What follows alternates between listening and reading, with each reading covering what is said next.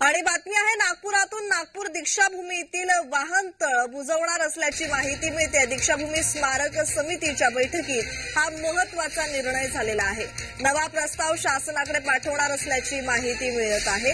तर नागपूरमध्ये दीक्षाभूमी येथील जे भूमिगत वाहनतळ याचं बांधकाम याच्या बांधकामाविरोधात काही संघटना आक्रमक भूमिका घेताना दिसल्या होत्या। आंदोलन करण्यात आलं होतं, जाळपोळ करण्यात आली होती आणि त्यानंतर विरोधकांनी हा मुद्दा उचलून धरला होता आणि आता महत्वाचा निर्णय दीक्षाभूमी स्मारक समितीच्या बैठकीत हा निर्णय झालेला आहे। दीक्षाभूमीतील जे भूमिगत वाहनतळ आहे ते बुजवण्याचा निर्णय घेण्यात आलेला आहे। गृहमंत्री देवेंद्र फडणवीस यांनी या बांधकामाला या आंदोलनानंतर स्थगिती दिली होती आणि हा आत्ताचा सर्वात महत्वाचा निर्णय।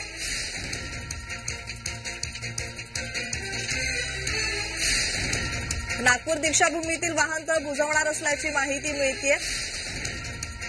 तर या संदर्भात अधिकची माहिती देत आहेत आमचे प्रतिनिधी हितेश मेश्राम। हितेश, दीक्षाभूमीतील जे वाहनतळ होतं ते भूमिगत वाहनतळ होतं, त्यामुळे काही संघटनांकडून आक्रमक पवित्रा घेतला गेला होता आणि त्यानंतर हा महत्वाचा निर्णय, या संदर्भात अधिकची माहिती।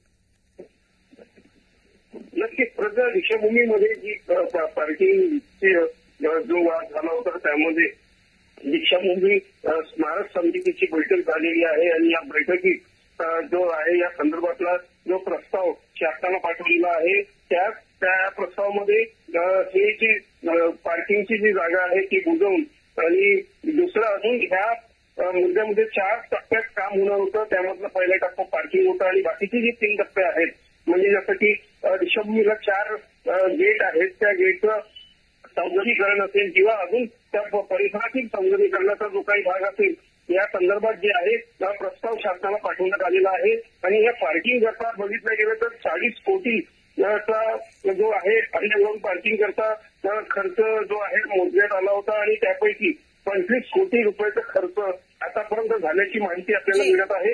आणि त्या अनुषंगाने आता पुढील जी